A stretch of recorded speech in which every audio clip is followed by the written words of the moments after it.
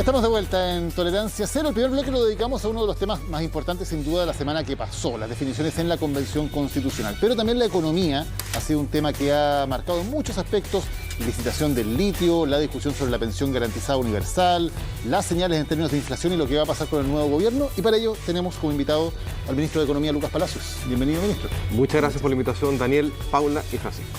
Buenas noches. Buenas noches, ministro. Usted dijo hace algunos días que siento que las señales no han sido todavía las correctas del nuevo gobierno.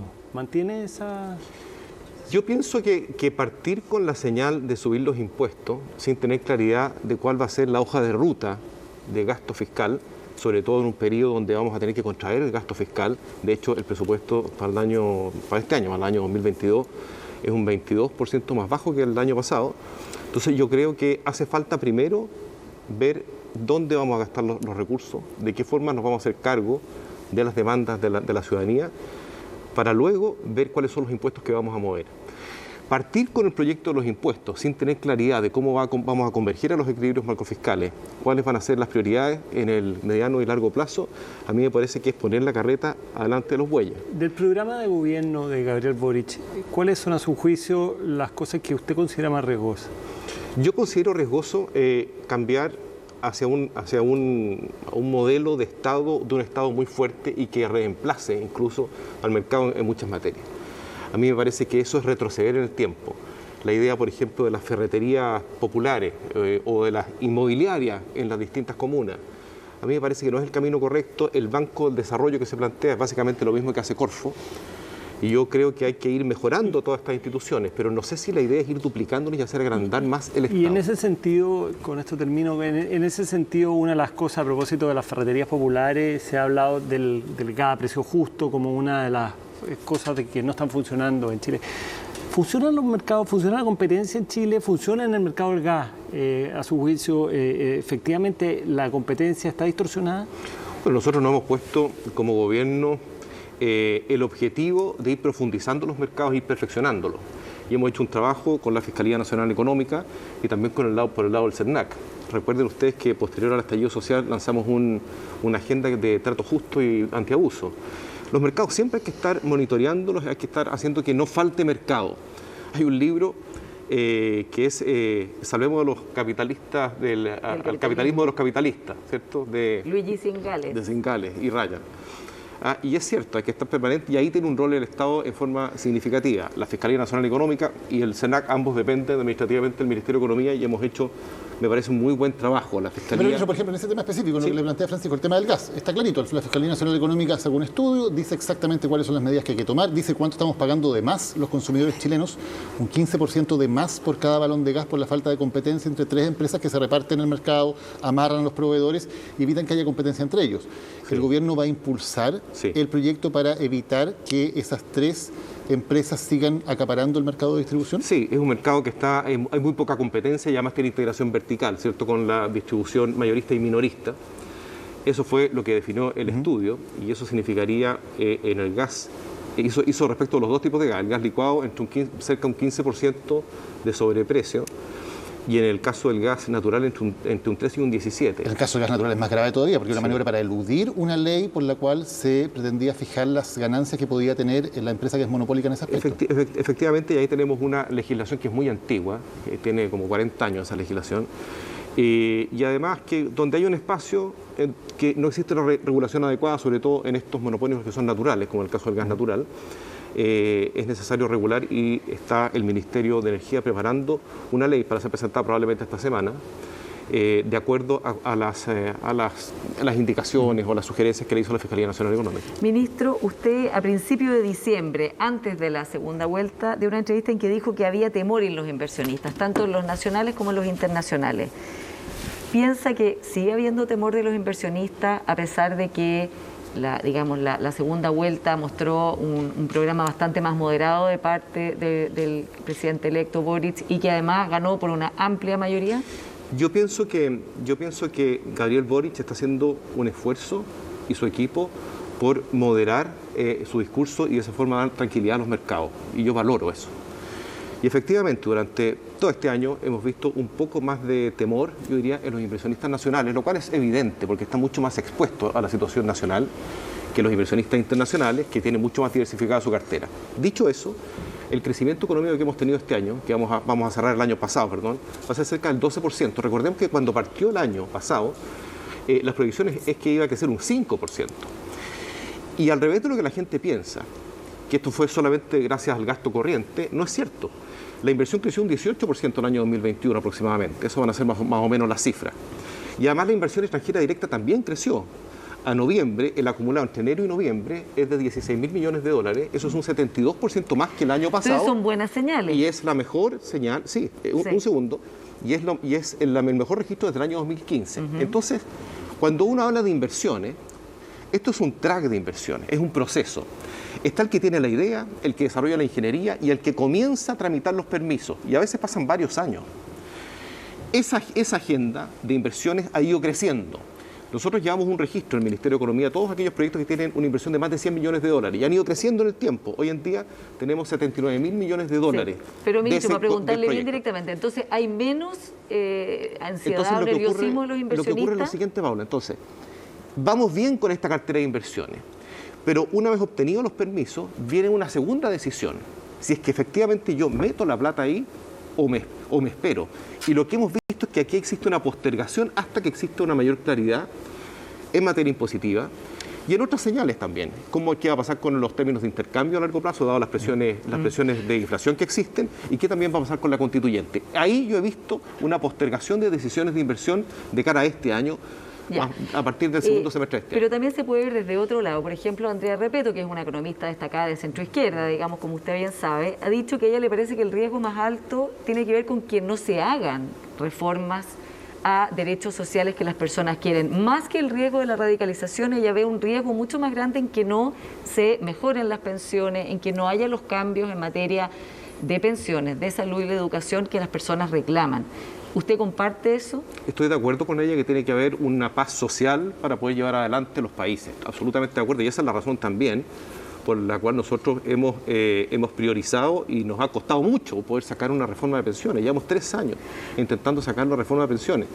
Que la ley larga, que la ley corta. Ahora sacamos la pensión garantizada universal, que yo espero que el día de mañana se apruebe en la Cámara para que pase al Senado y se apruebe, porque efectivamente nosotros necesitamos un gasto social que sea bien enfocado, en este caso los adultos mayores que han estado muy desatendidos, ya se están acabando las transferencias directas a propósito de la emergencia del COVID y tenemos que legislar rápidamente en esas materias. ¿Cómo a propósito de la pensión garantizada universal, si bien en materia del Ministerio de Hacienda, pero cómo se va a compatibilizar lo que dice el Consejo Fiscal Autónomo respecto a que por lo menos una parte del financiamiento está puesto en duda, digamos, de que sea asimilable a los ingresos futuros? ¿Cómo se va a solucionar ese problema?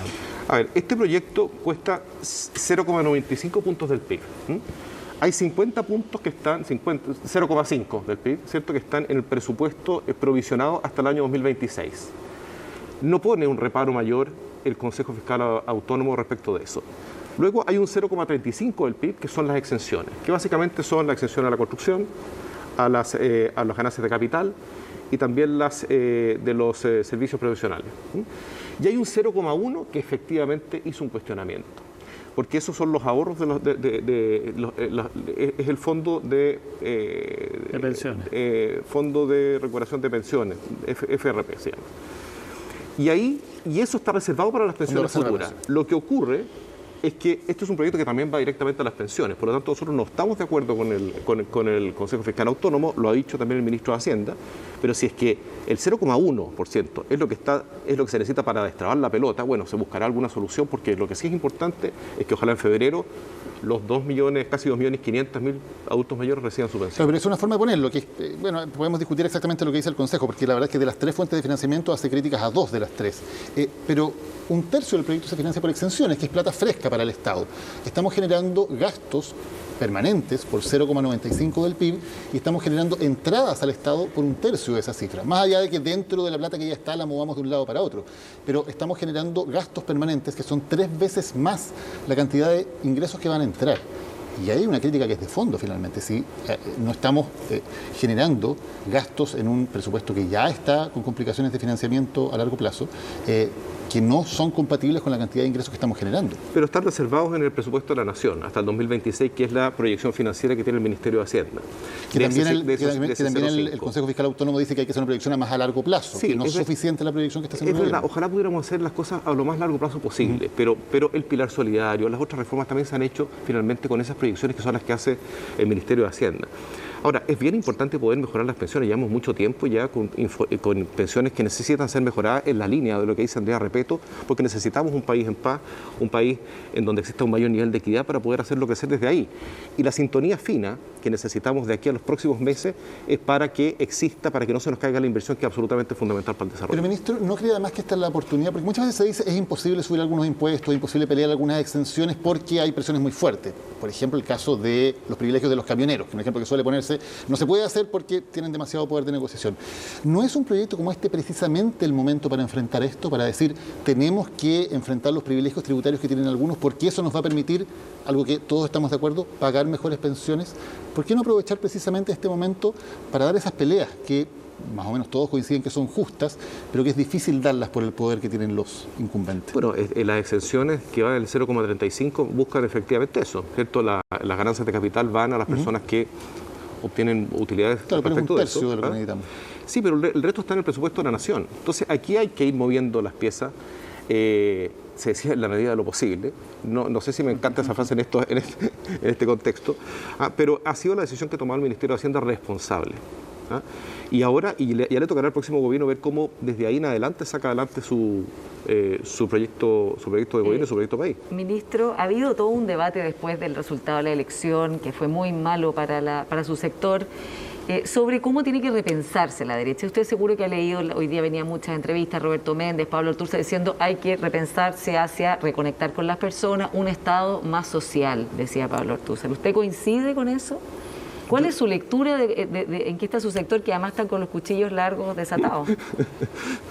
En todos los sectores están siempre los cuchillos largos.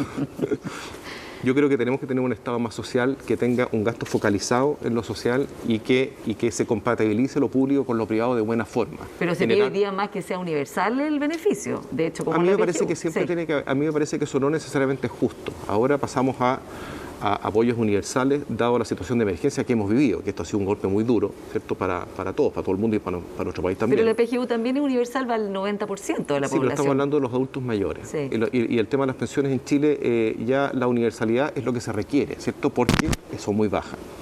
Y de aquí en adelante yo pienso que el Estado tiene que ser eficiente, eficaz en poder atender y dar la oportunidad a los que más lo necesitan. Eso es lo que he pensado siempre. Oiga, perdón, solo para terminar, ¿y la derecha liberal o la derecha moderna o la derecha, no sé, la centro derecha, está en el suelo, se va a reperfilar? ¿Qué va a pasar? Porque finalmente apoyaron a José Antonio Kast y eso tiene un costo identitario para la... Sí, mira, a mí me parece lo siguiente, esto vale para la derecha y para la izquierda. En Chile nos estamos acostumbrando a un debate político del siglo XX.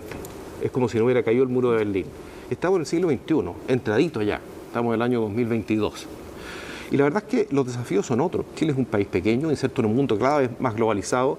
Las tecnologías, mira, de acuerdo al estudio de McKinsey, los cambios tecnológicos de los próximos 10 años van a impactar más la vida de la gente de lo que lo impactó los cambios tecnológicos de los últimos 100 años.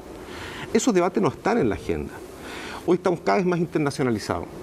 El tema de la educación, el tema de los idiomas, cómo podemos integrar distintos sectores territoriales. Me gusta el tema de la descentralización que se está planteando.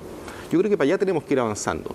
Y pienso ahí que están al debe todos los partidos de derecha y de izquierda. Y observa lo que han sido las elecciones. ¿A quiénes han elegido? Mira la elección de los constituyentes. De alguna manera son personas que son outsiders de la política. Y el hecho que su sector no se puede poner de acuerdo para los patrocinios en la Convención Constitucional, por ejemplo, no le entra en contradicción con su idea de que aquí, digamos, van a construir algo juntos pronto. Pero ¿cuál es la contradicción? ¿Por qué? No, porque en el fondo no logran ponerse de acuerdo en tener 24 patrocinios para un convencional. Bueno, está bien. A mí me encantaría que se pongan de acuerdo, así como también me hubiera encantado que se pongan de acuerdo en la izquierda, digamos, en la constituyente, claro, para que no existan... Sí, mira, por eso mismo que mi crítica es general. Creo que hace falta un poco más de generosidad, creo que hace falta más que buscar la manija del poder, ponerse a disposición para poder construir un país en donde todos quepamos. Ya vamos a volver a los temas económicos, pero a propósito de la pregunta de Paula, me gustaría, usted ha participado en los dos gobiernos del presidente Piñera, participó en la fundación de Piñera, participó en la campaña de Piñera, etcétera, por lo tanto ha estado muy ligado a él. Y si bien seguramente me va a empezar a nombrar una serie de logros del gobierno, es indudable que esto termina con sabor amargo, ¿cierto? Termina con sabor amargo no solo por la popularidad del presidente, sino que también por haberle entregado el mando. No fueron 8 años, digamos, sino que fueron 4 y se le entregó el mando a la izquierda de la izquierda. Entonces, la pregunta es ¿en qué falló este gobierno? Mira, en Chile somos bien maleteros, ¿verdad? Porque acuérdate de la presidenta Bachelet, que también pasó por un bache muy potente de descrédito, y lo mismo de Lagos. La verdad es que nosotros somos muy buenos para reclamarle a la autoridad, y la verdad es que nuestro gobierno, en este gobierno, nos ha tocado enfrentar una situación extraordinariamente difícil. Desde el estallido social en adelante, muy, muy difícil. Y la verdad es que, por supuesto, que nos podríamos haber equivocado, nos podemos haber equivocado en muchas cosas, pero el país está saliendo adelante con la vacunación, está saliendo adelante en lo económico, está saliendo adelante también con un proceso constitucional que está bien orientado. Hemos tenido un sinnúmero de elecciones que han salido todas correctamente bien, y eso es súper reconocido afuera. Somos mucho más reconocidos afuera de lo que somos reconocidos acá. Y eso es un beneficio que tiene nuestro país. Debiéramos sentirnos todos orgullosos de la forma en que hemos enfrentado ciertas dificultades, con todos los errores, por supuesto, que siempre los humanos cometemos. Y lo ligo entonces eso con los meses que quedan y la polémica licitación del litio, ¿cierto? Donde de alguna forma el Ministerio de Economía participa de eso. No. Pero de alguna forma, porque forma parte del desarrollo del país, etcétera, futuro. Entonces, más allá del tema minero propiamente tal, pero la pregunta es, un proyecto tan emblemático como ese, ¿no debió haberse esperado hasta el próximo gobierno? Mira, contextualicemos. Hace 27 años que hay 2 empresas que desarrollan el litio en Chile, Albemarle y Soquimich. Es muy poquito. Y llegamos a tener el 37% de participación de mercado mundial, y dado que no hemos generado más licitaciones, ahora tenemos el 31%, y si no generamos nuevas licitaciones como se está haciendo, el año 2030 vamos a tener el 17% de participación, porque nos están ganando otros países, Australia, por ejemplo. Se hace esto lo lidera, te decía que nosotros no, porque lo hace el Ministerio de Energía. Se hacen las bases de licitación, se presentan en Contraloría, tú sabes que estos procesos son siempre largos, y se licita el 4,4% de las reservas totales. Lo que hace es incorporar mayor nivel de competencia y la posibilidad de que otros actores intervengan. A mí me parece que eso es positivo. Yo creo que esa es la manera como tenemos que construir el país, porque de nada nos sirve tener el litio bajo tierra. Tenemos que tratar de sacarlo, y eso significaría $1.000 millones adicionales para el Estado a los precios actuales del litio por los próximos años. Sí, no está tan bajo tierra el litio, en general se saca más de la salmuera. Sí. Encimita. Sí. Pero sí, porque esto es lo que ha dicho el gobierno, y que en el fondo es solamente el 4,4% de las reservas, que no implica que el nuevo gobierno pueda hacer otras cosas. Pero uno se pregunta, si es un porcentaje tan pequeño, si además estos proyectos se van a demorar todavía varios años, porque van a ser 7 u 8 años antes que empiecen a operar, ¿por qué el apuro de adjudicarlo a 2 meses de un gobierno que se acaba y que va a ser sucedido por otro gobierno que tiene una idea completamente distinta acerca de qué hacer con este producto? Porque ¿no sería más prudente esperar hasta marzo, 2 meses, que más da 2 meses más, 2 meses menos, y que el nuevo gobierno, con la legitimidad que tiene haber sido recién elegido, pueda tomar la decisión al respecto? Bueno, porque siguen su proceso. Nosotros tenemos el mandato hasta el 11 de marzo, y estos son procesos que vienen hace mucho tiempo.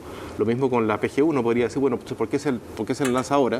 La verdad es que ahora es un buen momento para que salga la pensión garantizada universal, porque existe mejor ambiente después de la elección en el Congreso, se pueden llegar a acuerdos, y a lo mejor es un muy buen momento como para poder llegar a esos acuerdos y que se aprueben. Pero, ministro, ¿por qué el apuro por dejar amarrada la licitación del litio en vez de esperar a que lo haga el futuro gobierno? Es que yo no lo veo como dejarlo amarrado. ¿Se deja amarrado legalmente? No, yo no lo veo. Yo veo que es parte de lo que hacen los gobiernos, es parte del plan de gobierno. Esto era de público conocimiento más hace mucho tiempo, y sigue sus procesos, y está llegando en esta época. Podría haber llegado 5 meses atrás, o podría haber terminado más adelante. ¿Y no le parece a usted que es en rigor no es una concesión, porque de hecho legalmente ni siquiera puede haber una concesión del litio, se usa un vericueto legal aquí también para poder hacerlo? Sí. En el cual sencillamente se vende el derecho de explotarlo. No hay exigencias para generar clústeres productivos ni nada por el estilo, como sí se está haciendo, por ejemplo, en el caso del hidrógeno verde, donde sí hay una mayor elaboración de que ojalá ese desarrollo permita también generar otras fuentes de progreso, de investigación para Chile. ¿Por qué no se hace eso con el litio también? ¿Por qué no hay alguna exigencia más allá de decirle sencillamente usted pague puede sacar el litio y ahí está. Y no lo aprovechamos para nada más el litio, más que para extraerlo y para cobrar un precio por ello. Mira, nosotros licitamos hace poco, más que licitamos, hicimos una adjudicación por un llamado internacional del Instituto de Tecnologías Limpias, en donde está incorporado también el litio, para poder ir buscando nuevas aplicaciones. Respecto a las aplicaciones que uno conoce, que son para las baterías, el litio es un pedacito chico, es el 8%. Sí, pero no le digo necesariamente ser batería, puede ser mucho más amplio, bueno, sí, de generar encadenamientos productivos en el país con los proveedores, con científicos, con las universidades. ¿Por qué no hay nada de eso incorporado en el litio? Estamos preocupados de eso. Daniel, tú tienes razón, tenemos que ir incorporando esto, estamos intentando traer a científicos y instalar estos institutos, y un ejemplo es el Instituto de Tecnologías Limpias, en donde Corfo le pasa cerca de $100 millones para ese proyecto, un conjunto de universidades que son internacionales, para esas materias, para ver temas del litio, energía, hidrógeno verde y otras energías renovables no convencionales. ¿Pero le parece bien que en este contrato no se incluya nada de eso o fue algo que faltó poner? Y yo, para serte franco, no conozco el detalle de las bases de licitación, pero entiendo que el ministro Llobet sí está interesado en que tenga ese componente también. El Congreso pidió las bases y le fue mal a todo esto. Una pregunta muy breve. El turismo, que ha tenido 2 temporadas fatales y ahora... Pregunta breve, pero la respuesta no es tanto. Bueno, sí, pero va a tener que hacerla breve porque ya nos quedan 3 minutos. Y resulta que puede tener una tercera temporada fatal por Omicron.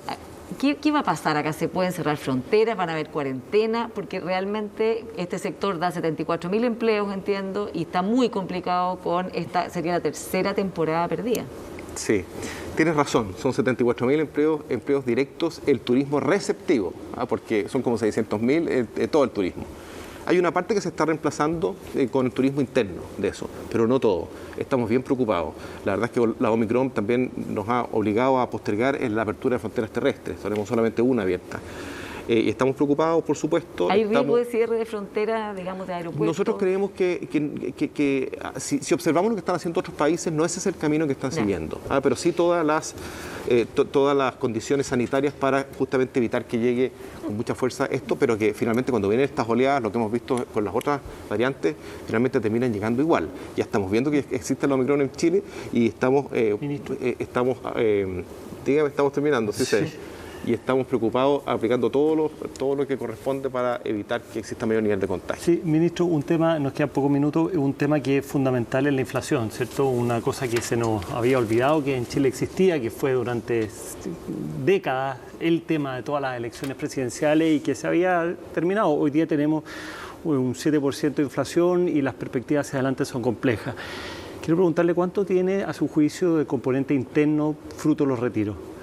La inflación. Bueno, según el Banco Central, 2/3 son de la inflación corresponde a motivos internos. Yo te diría que los retiros, primero afectó las expectativas y generó un refugio en el dólar. Y también los retiros generaron un exceso de liquidez que también afectó los precios. Yo creo que, bueno, es lo que ha dicho el Banco Central, cerca de 2/3 corresponde a los retiros. Entonces el gobierno de haber llegado tarde con la ayuda o a su juicio no llegó tarde con la ayuda? Mira, a veces llegamos más tarde que otras veces. Lo que hay que comprender es un poquito más difícil con guitarra, porque no existían las leyes como para poder hacerse cargo de esta situación con la rapidez con que había que hacerse cargo en ninguna parte del mundo. Y la verdad es que, por ejemplo, en el caso de las pymes, las ayudas de las pymes, nosotros teníamos que compatibilizar el momento en que existían las condiciones sanitarias para que se comience a reactivar y luego hacer la inyección de liquidez. Entonces, la oportunidad, en el caso de lo que me correspondió a mí de las pymes, yo creo que fue adecuada. Y de hecho, el daño en la economía fue muy bajo y la razón o la consecuencia de eso es que este año estamos creciendo al 12%. Respecto de la familia, recordemos que cuando partió la pandemia, nosotros pensamos que esto iba a durar 3-4 meses. Todo el mundo pensaba eso. Y se fue extendiendo y fuimos habilitando las ayudas para poder llegar a las familias. Yo creo que, raya para la suma, esto fue una campaña en general que fue exitosa. A la gente nosotros logramos atender a las familias, logramos también atender a las pymes y logramos sacar el país adelante como lo estamos haciendo, no terminar la pandemia, sino que durante la pandemia. Gracias, ministro. Vamos a ir a los minutos de confianza de cada uno de nosotros. ¿Quién quiere partir? ¿Paula? Ya, muy bien. Te doy el pase. Muy bien. Bueno, mi minuto de confianza se lo voy a dedicar al Colegio de Abogados, que ha decidido no respetar la norma de paridad que el mismo colegio se dio y que se había cumplido hasta ahora. Esta norma que aprobaron era que ninguna persona de un género podía tener más del 40% de la mesa, y resulta que en la nueva elección, tal como muchas abogadas muy destacadas lo han hecho ver públicamente, han puesto 6 hombres y 2 mujeres en la mesa, con lo cual queda 33% de mujeres y 66% de hombres. Están haciendo una interpretación, digamos, para decir que lo más cercano a 40 es 33, pero lo que corresponde es que haya otra mujer en la mesa. Yo pienso que no están los tiempos haciendo una convención paritaria con la fuerza que las mujeres demostraron su parecer en la última elección presidencial y con todos los avances que son importantes de fortalecer en nuestro país, que el colegio de abogados justamente, o sea, quienes debieran conocer la ley y apegarse a la ley y entender el sentido de respetar las reglas, burlen la paridad de esta manera. Me parece un escándalo y llamo a la reflexión y a la corrección de esto. Gracias, Paula. Francisco. Sí, la Fiscalía Nacional Económica ha estado muy activa, presentó recientemente 2 requerimientos por lo que se llama el interlocking, es decir, donde en el fondo se establecen que hay ejecutivos o directores que participan en compañías que son competitivas. Al mismo tiempo ha hecho este estudio sobre el mercado del gas, dando cuenta de que no funciona la competencia en plenitud. Y algunos han visto en esto como las razones por las cuales el modelo está malo, de que digamos que es una prueba más de que digamos el mercado no funciona, etcétera.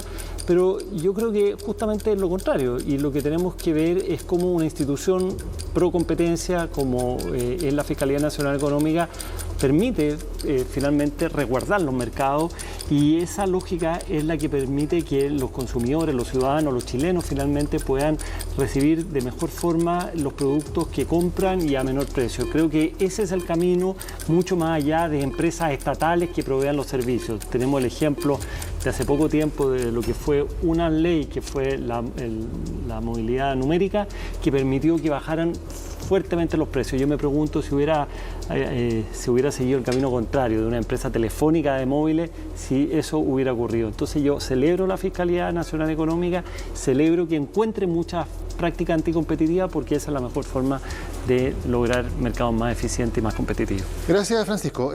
Sigo yo. Está corriendo el tiempo para que las personas puedan presentar iniciativas para que se discutan para ser parte de la nueva Constitución. Y creo que en un proceso que ha tenido esa dificultad de cómo hacer que efectivamente la gente participe, más allá de haber votado por una convención, es una oportunidad que no podemos dejar pasar. Iniciativas.chileconvención.cl, ya hay 868 iniciativas que han sido presentadas por distintos grupos de ciudadanos. Antes de entrar al programa lo fui a revisar, 405.805 personas que habían firmado, digamos, apoyando algunas de estas iniciativas. En el ratito que hemos estado en el programa ha habido 2.000 personas más que han ido a firmar y han ido a apoyar alguna iniciativa. Ojalá puedan ser muchas más, ojalá que haya millones de personas poniendo su apoyo, poniendo su firma detrás de ideas que quieren que se discutan en la convención. Cada una de las propuestas que tenga al menos 15.000 firmas tiene que ser discutida y votada, tal como que lo hubiera presentado un convencional, de modo que hay un poder real para poner temas que a usted le puedan interesar en esa discusión. Así que los invito a entrar a esta página, iniciativas.chileconvención.cl, hay 868, o sea, hay de la más amplia variedad de intereses posibles, y poner su firma en aquellas que ustedes consideren que son importantes, que son interesantes y que les gustaría que estuvieran en la Constitución, porque esta Constitución tiene que ser una Constitución hecha entre todos. Ministro, su minuto. Bueno, el mundo y nuestro país están cambiando mucho más rápido que muchas veces nos podemos dar cuenta.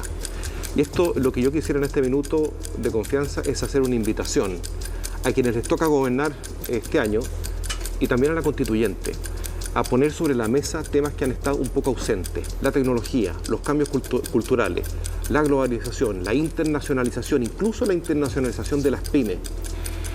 Por eso que pienso que tenemos que gobernar no solamente para las personas, sino que también con las personas. Y desde ese punto de vista es muy importante poder incorporar al sector privado.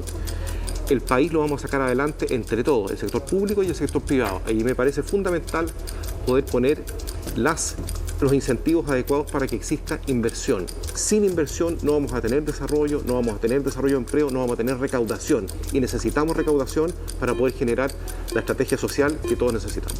Perfecto. Muchas gracias, ministro. Estamos despidiendo esta edición de Tolerancia Cero. Muchas gracias a todos por habernos acompañado. Francisco, Paula. Buenas noches. Ministro Lucas Palacio. Gracias a ustedes también por la sintonía. El próximo domingo otra edición de Tolerancia Cero aquí por CNN Chile. Muy buenas noches.